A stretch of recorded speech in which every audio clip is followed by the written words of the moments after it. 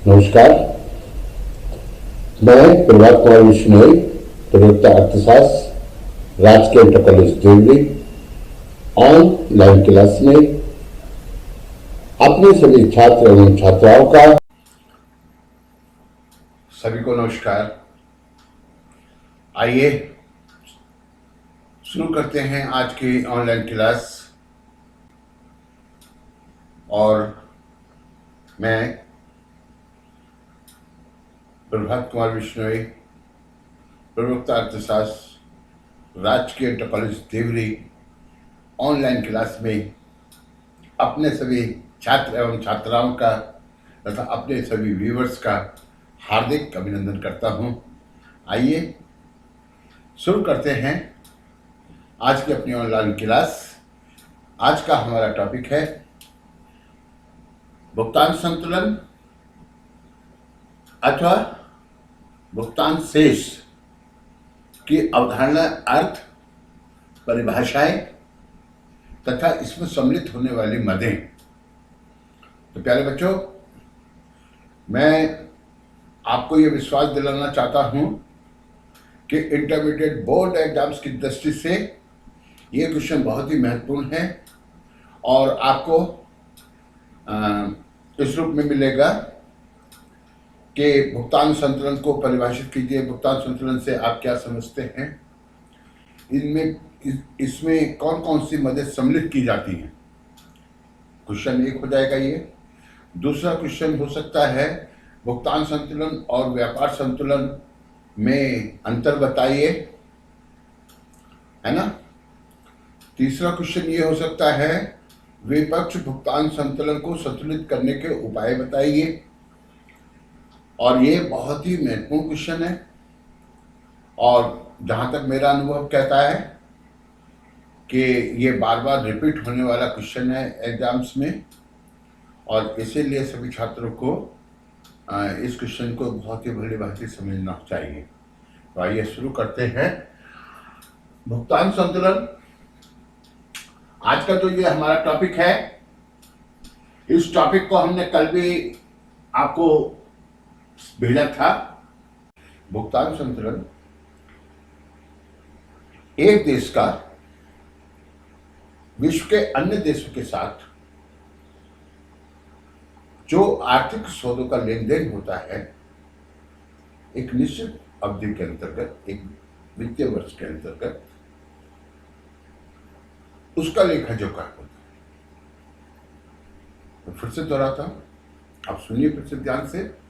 यानी एक देश के निवासियों के द्वारा दूसरे देश के निवासियों के साथ जो भी आर्थिक सौदों का लेन देन होता है ना, उसका एक लेखा जोखा जो है वो भुगतान संतुलन कहलाता है। यह एक व्यापक धारणा है, व्यापक विचार है। ठीक है, अब मैं आपको ये परिभाषाएं हमने यहाँ लिखी है भुगतान संतुलन की। ठीक है, ये कितने वर्गर्स के शब्दों में क्या कहते हैं, एक देश का भुगतान शेष या भुगतान संतुलन। आप देखें ना, इसको कंफ्यूज मत कीजिए। मैं कभी भुगतान संतुलन बोल रहा हूँ, कभी भुगतान शेष कह रहा हूँ, तो आप इसको कंफ्यूज मत कीजिए। क्योंकि अंग्रेजी में हम भुगतान संतुलन अथवा भुगतान शेष को बैलेंस ऑफ पेमेंट बोलते हैं। ठीक है, बैलेंस ऑफ पेमेंट यानी कि पेमेंट का मतलब हो गया भुगतान, बैलेंस का मतलब हो गया संतुलन, है ना। भुगतान का संतुलन यानी भुगतान संतुलन।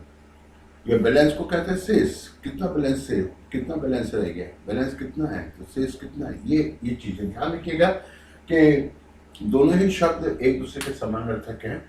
हम चाहे भुगतान शेष कहें या भुगतान संतुलन, मुझे भुगतान संतुलन ज्यादा कहना पसंद है। ठीक है, तो मैं भुगतान भी संतुलन कहूंगा, आप भुगतान शेष भी समझेंगे।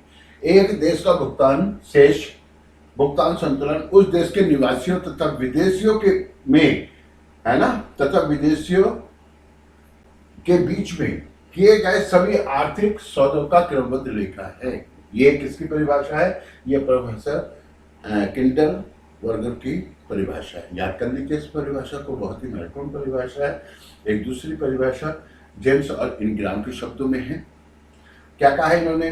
भुगतान संतुलन या भुगतान शेष उन सभी आर्थिक सौदों का संक्षिप्त लेखा है, उन सभी आर्थिक सौदों का संक्षिप्त लेखा है जो एक देश के निवासियों तथा शेष संसार के मध्य एक निश्चित समय में किया जाता है। अब निश्चित समय की बात है तो निश्चित समय का मतलब होता है एक वित्तीय वर्ष, और हमारा जो वित्तीय वर्ष शुरू होता है आपको मालूम नहीं है 1 अप्रैल से 31 मार्च के मध्य का जो समय होता है उसको हम वित्तीय वर्ष कहेंगे। जैसे 1 अप्रैल 2021 और 31 मार्च 2022 ये जो समय कहलाएगा एक वित्तीय वर्ष कहलाता है। समझ आ गया आपको? वित्तीय वर्ष। अब यहाँ पर हमने ये देखा कि भुगतान संतुलन एक देश के निवासियों के द्वारा एक देश की सरकार के द्वारा विदेशों में जो भी देनदारियां हैं उसका जो विस्तृत लेखा जोखा है उसे हम भुगतान संतुलन कहते हैं। चलिए, भुगतान संतुलन की बात तो आपकी समझ में आ गई होगी। भुगतान संतुलन होता कितने प्रकार का है? ठीक है, तो देखिए भुगतान संतुलन 3 प्रकार का होता है। एक, संतुलित भुगतान संतुलन, जब हमारी लेनदारियां और देनदारियां दोनों बराबर हो तो संतुलित है, ना हमें लेना है ना देना है। मान लीजिए हम एक वित्तीय वर्ष में 5,000 करोड़ रुपए की वस्तुएं, करोड़ रुपए की ना, है ना, ये विदेशों को भेज रहे हैं और बदले में 5,000 करोड़ रुपए की वस्तुएं, है ना, ये विदेशों से मंगा रहे हैं। तो क्या लेना है क्या देना है? तो मतलब बिल्कुल इक्वल है, हमारी देनदारियां और हमारी लेनदारियां, यानी जो हम पेमेंट रिसीव करते हैं वो और जो हम पेमेंट करते हैं वो इक्वल है, तो हम कहेंगे बैलेंस ऑफ ट्रेड ये संतुलित है। समझ में आ गया होगा? कब होगा? जब किसी राष्ट्र की लेनदारियां और देनदारियां दोनों बराबर होती है तो भुगतान संतुलन कैसा होता है? संतुलित होता है। ठीक है, अब दूसरी बात जानिए, यदि हमारी यानी कि जो लेनदारियां हैं, रिसिप्ट पेमेंट हैं, ये कम हो, किससे? अंतरराष्ट्रीय पेमेंट के जो करने हमने, तो हमारा जो ये बैलेंस ऑफ पेमेंट होगा, ये इसको हम VU लिखेंगे, VU अनफेवरेबल। समझ में आ गया होगा? यानी कि भुगतान संतुलन विपक्ष में। इसमें क्या होगा? इसमें हमारी लेनदारियां कम हैं और देनदारियां ज्यादा हैं, अतः हमें विदेशों को भुगतान करना है। और आप एक बात बिल्कुल ध्यान रखिए, भूलिए मत, भुगतान संतुलन वर्ष के अंत में निश्चित रूप से संतुलित होता ही होता है। कैसे करेंगे? अगर मान लीजिए हमने जो लेना है वो 3,000 करोड़ रुपया है और हमें भुगतान करना है 4,000 करोड़ का। ठीक है, करोड़,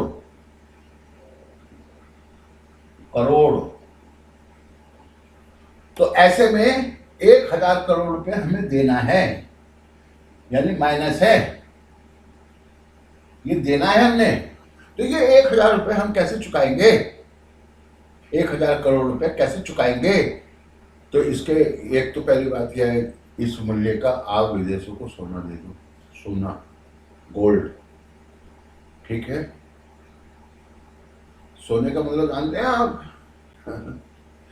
वाणिज्यवादी अर्थशास्त्री थे, वाणिज्यवादी। कहते थे मोर गोल्ड मोर पावर, जितना अधिक सोना होगा उतनी अधिक शक्ति होगी। और वास्तविकता है, जिस राष्ट्र के पास में जितना अधिक सोना होता है वह राष्ट्र उतना ही अधिक शक्तिशाली होता है। अब मैं आपको बताऊं, अमेरिका की बात करें, अमेरिका विश्व का एक शक्तिशाली राष्ट्र है, तो क्यों है? नहीं मालूम, मैं बता रहा हूँ, क्योंकि अमेरिका में 70% स्वर्ण भंडार है और शेष विश्व के पास में मात्र 30% है। तो भाई जिसके पास 70% सोना है वो तो मालदार होगा ही ना। बात समझ रहे हैं ना? तो मोर गोल्ड मोर पावर, वाणिज्यवादियों का विचार था ये। और इसीलिए उस समय जो है ना अंतरराष्ट्रीय कंपनियां बनी, जैसे ईस्ट इंडिया कंपनी, फ्रांसीसी कंपनी, पुर्तगाली कंपनी, ये लोग व्यापार करने के लिए आए और इनका लक्ष्य क्या था? सोना अर्जित करना। आज भी अंतर्राष्ट्रीय व्यापार सोना अर्जित करने का साधन। मैं आपको याद दिला दूं, सन 90 के दशक में हमारे पास इतना भी पैसा नहीं रह गया था कि हम 15 दिन की तेल आपूर्ति कर पाते। तभी तो उदारीकरण किया गया। 25 टन सोना विदेशों में गर्मी रखना पड़ा था भारत को।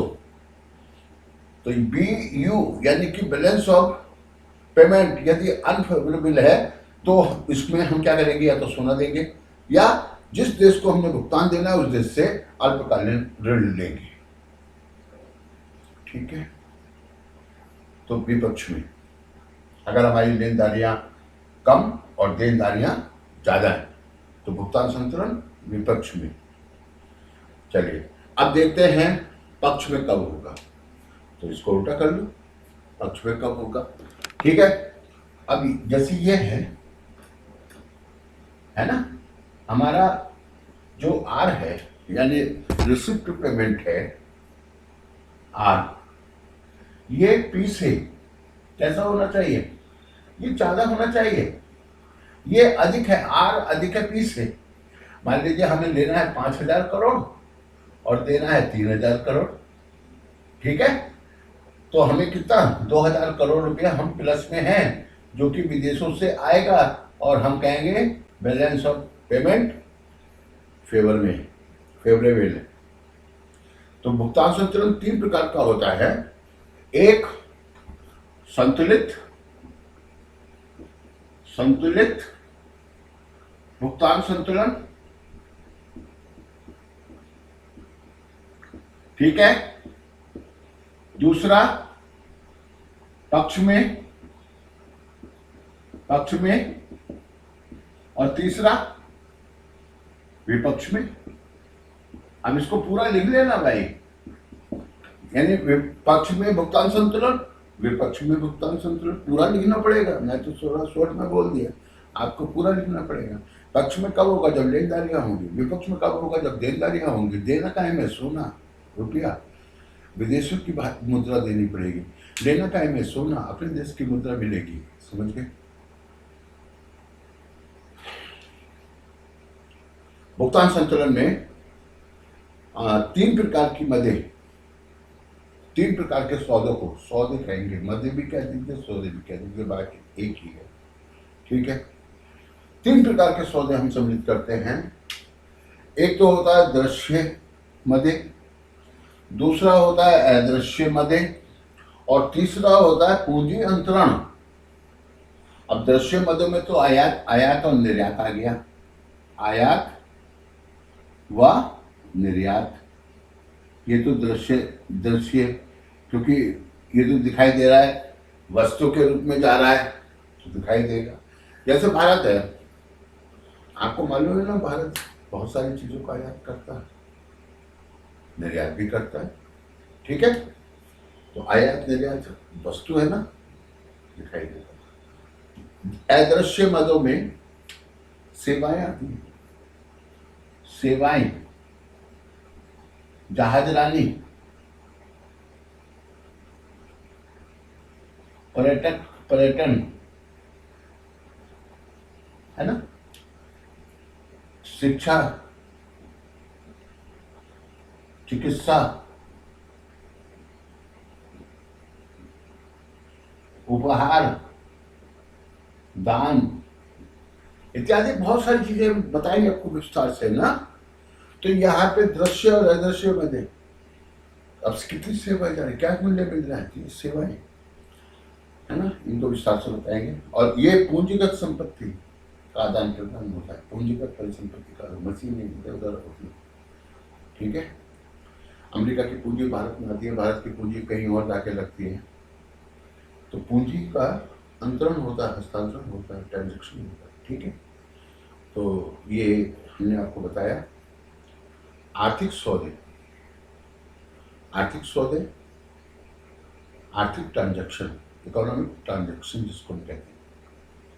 तो ये एक देश से दूसरे देश में, विश्व के अन्य देशों में जो वस्तुओं का आदान प्रदान होता है, एक देश के निवासियों के द्वारा एक समय अवधि भी, एक देश के निवासियों द्वारा विदेशियों के साथ जो भी सौदों का आदान प्रदान होता है, लेन देन होता है, उसका जो मतलब उसको जो है हम कहेंगे आर्थिक ट्रांजैक्शन।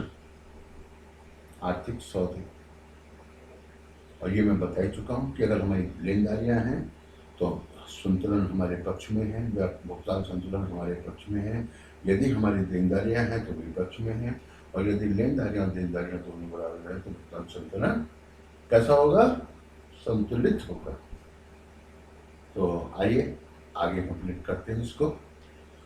भुगतान संतुलन की जो व्यापार संतुलन और भुगतान संतुलन में जो अंतर है वो भी महत्वपूर्ण है। अब हम उसी को आपको बताएंगे। देखिए, व्यापार संतुलन क्या है? व्यापार संतुलन में केवल आयात निर्यात को सम्मिलित किया जाता है, ठीक है। जैसे एक देश का कितना निर्यात है और कितना वो आयात कर रहे हैं, तो इन दोनों का जो अंतर है वो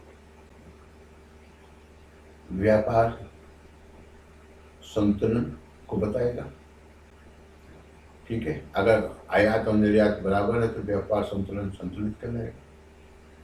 यदि आयात ज्यादा है निर्यात कम है तो विपक्ष में कहलाएगा व्यापार संतुलन, और यदि निर्यात ज्यादा है और आयात कम है तो पक्ष में कहलाएगा व्यापार संतुलन, ठीक है। तो व्यापार संतुलन केवल आयात निर्यात से संबंधित रखता है, आयात निर्यात से संबंधित है, जबकि भुगतान संतुलन एक व्यापक धारणा है।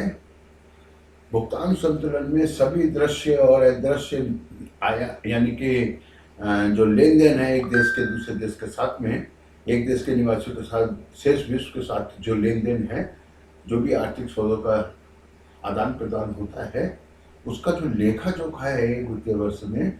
तो ये अब बच्चों, हमने जैसे बताया आपको व्यापार संतुलन और भुगतान संतुलन में क्या भेद है, क्या अंतर है। भुगतान संतुलन और व्यापार संतुलन में भेद अथवा अंतर, तो ये बहुत ही महत्वपूर्ण क्वेश्चन है और निश्चित ही आपको परीक्षा में ये 3 अंक का या 4 अंक का आपको प्राप्त होगा। आप ध्यान दीजिए मेरी बात पे, ठीक है। चलिए मैं आपको समझाता हूँ।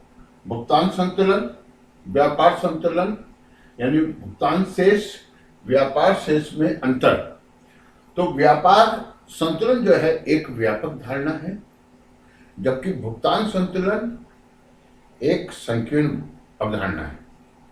भुगतान संतुलन में हम दृश्य, अदृश्य तथा पूंजी अंतरण को सम्मिलित करते हैं, जबकि व्यापार संतुलन में हम केवल दृश्य मदे अर्थात आयात और निर्यात को ही सम्मिलित करते हैं।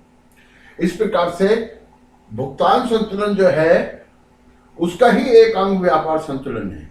देखिए, इसमें दृश्य मदे इसमें है, तो दृश्य मदे केवल व्यापार संतुलन में तो दृश्य मदे होती है, ठीक है। इसमें अदृश्य मदे भी है और पूंजी अंतरण भी है। पूंजी का आदान प्रदान जो होता है, एक देश दूसरे देश को पूंजी का आदान प्रदान करता है, तो वो व्यापार संतुलन में, इसलिए ये व्यापक धारणा है और ये अपेक्षाकृत संकुचित धारणा है। दूसरी बात, भुगतान संतुलन एक निश्चित समय अवधि में समस्त आर्थिक लेन देन का लेखा जोखा है, जबकि व्यापार संतुलन अंतरराष्ट्रीय आयात और निर्यातों का लेखा जोखा होता है, ठीक है।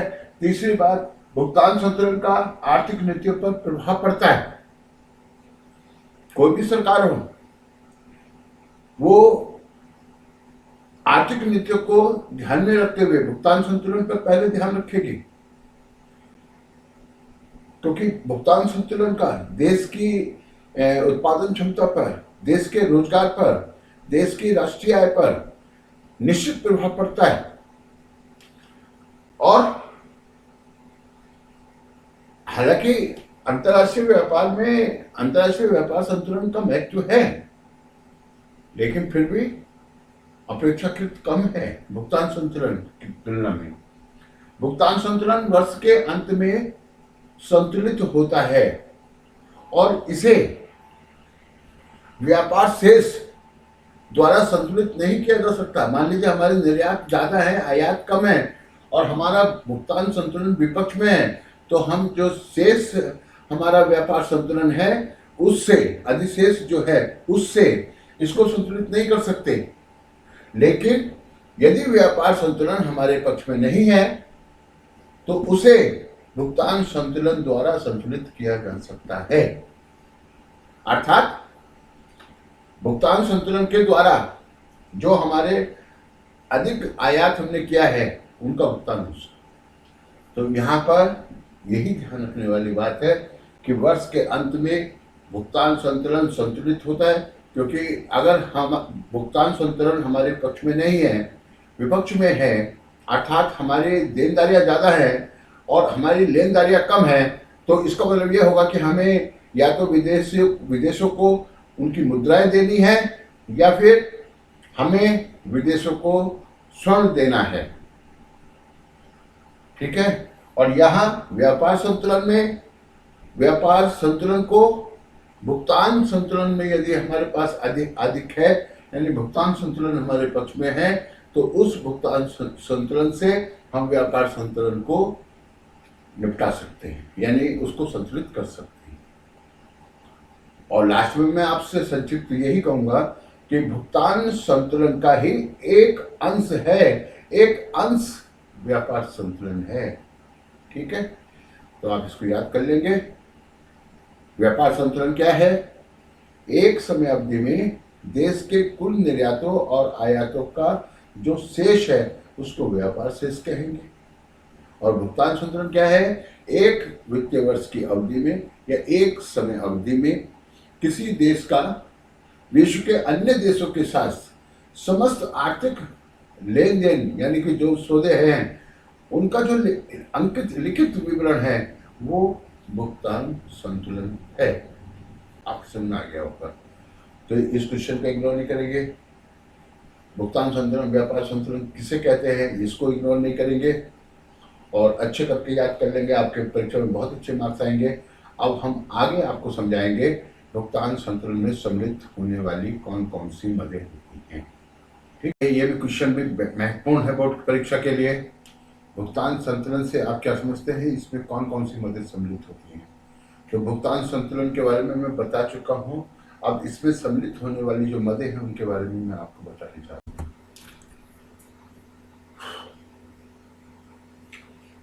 तो चालू, यानी हमने चालू खाते की सारी मदें आपको बता दी हैं। उसमें 10 मदें थी जो आपको हमने बताई।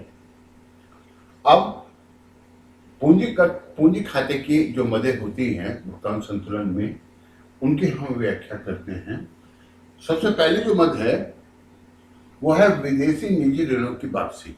मान लीजिए विदेश में हमारे लोगों ने, हमारी कंपनियों ने ऋण दे रखा है, तो वहां से जो ऋण हमको वापस आते हैं, तो वो चीज है ये। ठीक है, इसको हम, यानी जो पूंजी हमने विदेशों में दे रखी है ऋण के तौर पे, उसकी जो वापसी होती है हमारे लिए, तो वो हमारी लेनदारियों में आती है। और जब हम स्वदेशी ऋणों को वापस करते हैं तो वो देनदारियों में जाएगा। ठीक है, इसके बाद बैंकिंग पूंजी का आंतरिक प्रभाव। बहुत सारे बैंक होते हैं, विदेशी बैंक भी होते हैं। तो विदेशी जो, मतलब बहुत सारे बैंक होते हैं, तो बैंकों की जो विदेशी बैंकों की और यानी कई एक अन्य बैंक हैं, तो उनकी जो पूंजी है वो, उसका जो आंतरिक प्रभाव होता है, ठीक है, आंतरिक क्षेत्र में जो वो आती है, तो वो भी जो हमारी एक तरीके से लेनदारियों में सम्मिलित होती है। और हमारे जो विविध बैंक हैं वो पूंजी का प्रभाव बाहर करते, दूसरे देशों में करते, तो बाहरी प्रभाव, तो वो देनदारियों में जा रहा है। इसके अलावा सरकारी क्षेत्र द्वारा जो प्राप्त ऋण हैं, हमारी जो सरकार है वो विश्व बैंक से, अंतर्राष्ट्रीय मुद्रा कोष से या विकसित राष्ट्रों से अगर ऋण लेती है तो वो लेनदारियों में लिखे जाएंगे। और सरकारी क्षेत्र के ऋणों का जो भुगतान है, सरकार के जो ऋण है, उन ऋणों का जो भुगतान है, जिनसे भी लिया है उनको भुगतान करना है, तो वो देनदारियों में जाएगा। ठीक है, रिजर्व एवं मौद्रिक स्वर्ण प्राप्तियाँ, बहुत सारे हमारे रिजर्व रहता है कहीं, वो हमें प्राप्त होता है तो हमारी लेनदारियों में, और यदि इस प्रकार का रिजर्व हमारे यहाँ है तो वो देनदारियों में जाएगा। इसके अलावा स्वर्ण क्रय, हमारे लोग और हमारी सरकार अनेक बार विदेशों से स्वर्ण क्रय करती है, तो वो लेनदारियों में, और यदि स्वर्ण का विक्रय किया जा रहा है तो वो देनदारियों में लिखा जाता है। पूंजीगत प्राप्तियां, जो भी पूंजीगत प्राप्तियां हमको हो रही है विदेशों से, तो वो लेनदारियों में लिखा जाएगा।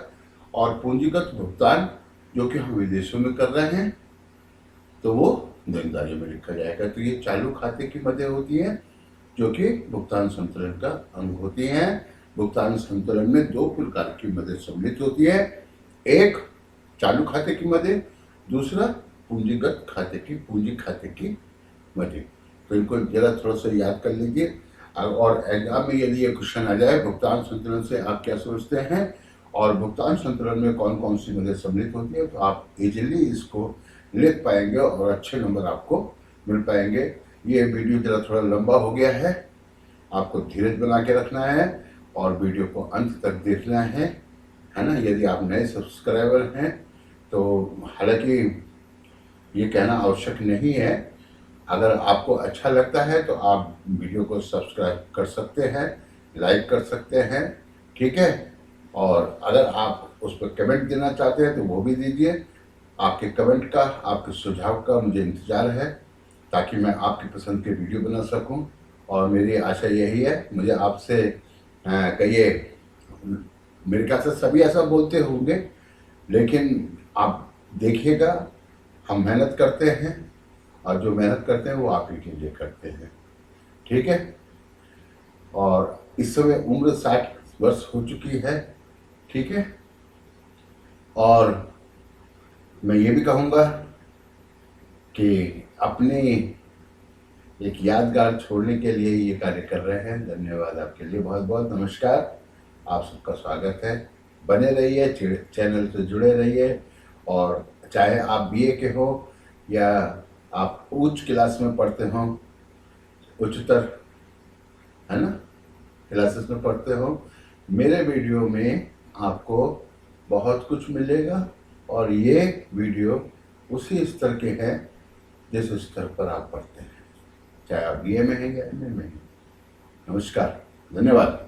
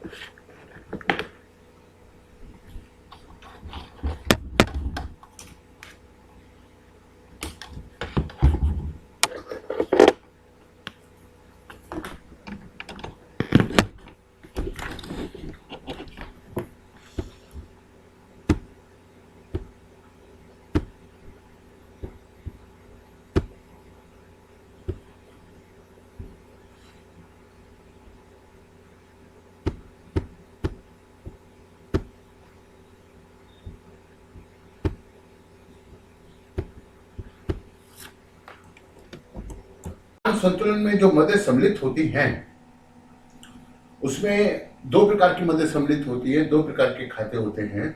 एक होता है चालू खाता, जिसको हम कहते हैं करंट अकाउंट, दूसरा होता है पूंजी खाता, जिसको हम कहते हैं कैपिटल अकाउंट, ठीक है। दो प्रकार की मदें होती हैं। तो सबसे पहले हम चालू खाते की मदद देखते हैं, करंट अकाउंट की मदद देखते हैं। अब ये करंट अकाउंट में, और इसमें क्या होता है ना कि एक तरफ इसमें होता है देनदारियां अर्थात जमा, जिसको हम क्रेडिट कहते हैं, दूसरी तरफ होता है लेनदारियां, मतलब क्रेडिट बोलते हैं जिनको। यानी कि चालू खाते में बाईं ओर लेनदारियां और दाईं ओर देनदारियां, जिनको हम क्रेडिट कहते हैं और दूसरी तरफ डेबिट कहते हैं। ये बैंक के साथ भी यही होता है, बैंक की पासबुक में एक तरफ क्रेडिट होता है, दूसरी तरफ डेबिट होता है। जो आप लेते हैं वो क्रेडिट, जो जमा करते हैं वो डेबिट। समझ गए? चलिए आगे देखते हैं। देखिए इसमें क्या क्या सम्मिलित होगा।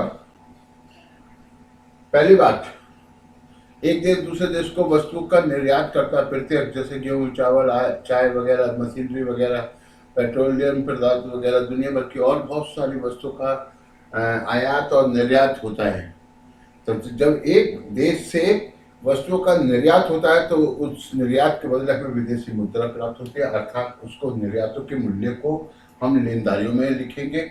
और जो आयात एक देश के द्वारा किए जा रहे हैं, ठीक है, उन्हें उनके मूल्य को, आयात के मूल्य को हम देनदारियों वाले उसमें लिखेंगे। इसके बाद है सेवाओं का निर्यात, ठीक है, सेवाओं का निर्यात। तो देखिए हमारी जो स्वदेशी कंपनियां, बहुत सारी कंपनियां हैं भारत की, विदेशों में काम कर रही हैं, वो अपना कैपिटल लगा के वहाँ काम कर रही हैं, तो वहाँ से उनको बहुत आय प्राप्त होती है, ठीक है। तो वो जो भी विदेशी कंपनियां, जो हमारी स्वदेशी कंपनियां हैं, व्यापारिक कंपनियां हैं, वो विदेशों में जाके जो सेवाएं करती हैं, उन सेवाओं के बदले में जो आय प्राप्त होती है उनको हम लेनदारी में लिखेंगे। और जो विदेशी कंपनियां हैं जिनकी सेवाएं, जो अपनी सेवाएं हमारे देश में दे रही हैं, उनका जो मूल्य है, प्रदत्त मूल्य है उनका, उसको हम देनदारी वाले कॉलम में लिखेंगे, अर्थात डेबिट में लिखेंगे। इसके बाद विशेषज्ञों की जो सेवाएं हैं, हमारे देश के जो भी विशेषज्ञ लोग होते हैं वो विदेशों में जाके अपनी सेवाएं देते हैं, जैसे डॉक्टर हैं, इंजीनियर्स हैं, वकील हैं, वैज्ञानिक हैं, ठीक है ना। आजकल तो भारत में तो सेवाएं बढ़ रही हैं, क्योंकि भारत जो है विकास की ओर अग्रसर है। अब जैसे जैसे विकसित होता जाता है, कृषि से हमारी निर्भरता कम होती है और हमारी जो निर्भरता है किस पर बढ़ती है, सेवाओं पर बढ़ जाती है। तो आज तो विदेशों में हमारे भारतीय मूल के, है ना, लाखों लाख छात्र अपनी सेवाएं दे रहे हैं। आपको तो ज्ञात होगा ना, आपको ज्ञात है कि अमेरिका में अगर सारे भारतीयों को इंडिया बुला लो तो अमेरिका में क्या बचेगा? कुछ भी नहीं बचेगा, ठीक है। ठीक, तो हमारे जो विशेषज्ञ लोग हैं वो विदेशों में सेवाएं देते हैं, सेवा प्रदाता के रूप में कार्य कर रहे हैं, तो उनको आय प्राप्त होती है, उनको हम लेनदारियों में लिखेंगे। और जो विदेशी विशेषज्ञ होते हैं जो हमारे देश में आकर हमारे हित में सेवाएं प्रदत्त करते हैं, उनको हम, उनकी जो सेवाओं का मूल्य है उसको लेनदारियों यानी कि देनदारियों में लिखेंगे। अच्छा, इसके अलावा विदेशियों द्वारा की गई यात्राएं, अब देखिए पर्यटन होता है, पर्यटन के दृष्टि से विश्व के बहुत सारे राष्ट्र हैं ऐसे, है ना। जाने कितने लोग स्वीडन जाते हैं, पर्यटन की दृष्टि से स्विट्जरलैंड, कश्मीर कहलाता है। अब हमारे पास तो कश्मीर है, हमारे पास तो उत्तरांचल है, हमारे पास तो शिमला है, हरियाणा है। आप समझ लीजिए कि यहाँ राजस्थान हो या उत्तर प्रदेश हो या दिल्ली हो, ये प्राचीन सिटियाँ हैं। यहाँ बहुत सारी ऐसी वस्तुएं जिससे घूमने के लिए विदेशी आते हैं और अपने साथ विदेशी मुद्रा लेके आते हैं, ठीक है। ऐसे ही हमारे देश के लोग विदेशों में जाते हैं घूमने के लिए, है ना। आज तो जैसे जैसे हमारे लोग कहिए उनकी आय बढ़ रही है, वैसे वैसे वो विदेशों में ही जाके अपने सारे कार्य, यहाँ तक की शादियाँ भी है ना, देखते हैं ना कैसे कैसे कितनी बड़ी बड़ी शादियाँ विदेशों में हो रही हैं, विदेशों में हैं।